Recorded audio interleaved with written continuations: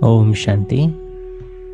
तो आज के इस एपिसोड में हम देखेंगे मुरली में आने वाला शब्द हद और बेहद, क्योंकि बाबा बहुत बार ये शब्द यूज़ करता है, हद और बेहद। तो सबसे पहले तो बाबा हमेशा बताता है दो बाप का परिचय दो, एक हद का बाप, दूसरा बेहद का बाप। तो हद का बाप क्या है?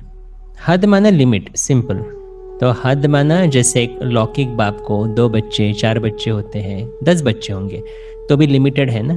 और इसीलिए लौकिक जो इस शरीर का पिता है वो है हद का बाप। लेकिन शिव बाबा के तो सारा विश्व ही बच्चे हैं, सभी आत्माएं उसके बच्चे हैं, भले उसको जाने या न जाने फिर भी वो सबका पिता है।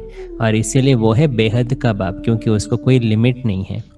तो बाबा हमेशा हमें बताते हैं हमें 3 प्रकार के बाप हैं इन संगम युग में। पहला है जो है सत्ययुग और त्रेता में हमारा सिर्फ एक बाप रहता है और वो है इस शरीर का पिता, क्योंकि हम वहाँ पर भगवान को याद नहीं करेंगे और इसीलिए वहाँ पर है एक ही पिता लौकिक।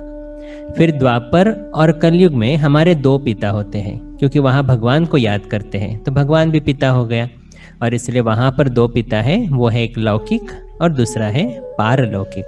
तो लौकिक माना इस लोक का, पारलौकिक माना परलोक का।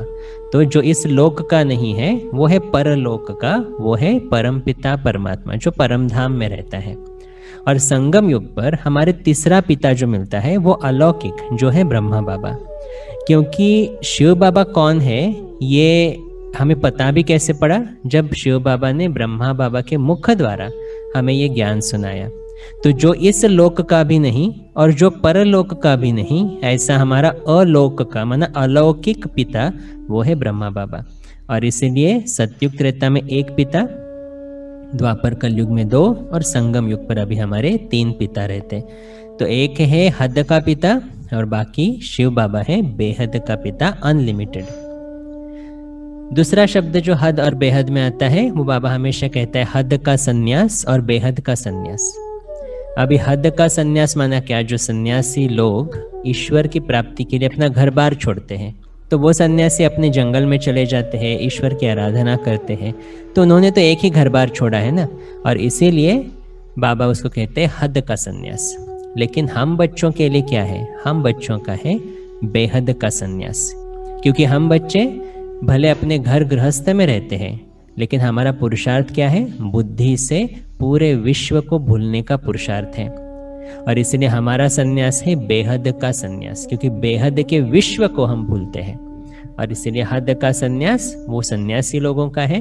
लेकिन हम बच्चे जो राजयोगी हैं, हम घर बार नहीं छोड़ते, घर की सभी रिस्पॉन्सिबिलिटीज उठाते, लेकिन बुद्धि से इस पुरानी दुनिया के जो दुख दर्द है उसको भूलने का अभ्यास करते हैं। इसलिए हम हैं बेहद के सन्यासी। तीसरा शब्द जो बाबा बहुत बार यूज करता है वो है हद की सेवा और बेहद की सेवा। तो हद की सेवा माना क्या? मुझे कोई पसंद आता है तो उसकी मैंने सेवा की, किसी ने मेरे साथ गलत व्यवहार किया तो उसकी मैंने सेवा नहीं की। सेवा करना भी क्या इसका अर्थ है? किसी के प्रति शुभ भावना रखी, उसमें भी हद हो जाती है। मुझे कोई अच्छा लगता है तो उसके बारे में मैंने अच्छा सोचा, कोई बुरा लगता है तो क्या उसके बारे में भी हम अच्छा सोच सकते हैं? यही पर डिफरेंस आ जाता है हद और बेहद। तो हद माना एक लिमिटेड सेट, जहाँ पर हम कुछ आत्माओं के लिए ही अच्छी भावना रखें, बाकियों के लिए नहीं।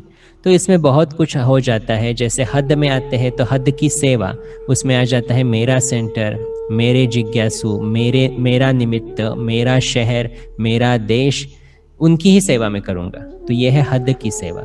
लेकिन बेहद की सेवा, जिसको बाबा कहते हैं आप बच्चे हो विश्व कल्याणी, तो विश्व के प्रति सद्भावना, शुभ भावना रखना। हर एक आत्मा चाहे वो मेरे साथ कैसे भी बिहेव करे, उसके प्रति भी शुभ भावना रखना, ये है बेहद की सेवा। जहाँ पर मेरापन खत्म होता वहाँ बेहद हो जाता है, जहाँ पर मेरापन है वहाँ हद हो जाती है। और इसीलिए हद और बेहद की सेवा ये डिफरेंस हो जाता। तो हमें बेहद की सेवा सोचनी है और बेहद के विश्व के प्रति शुभ भावना की सेवा करनी है। अच्छा, ओम शांति।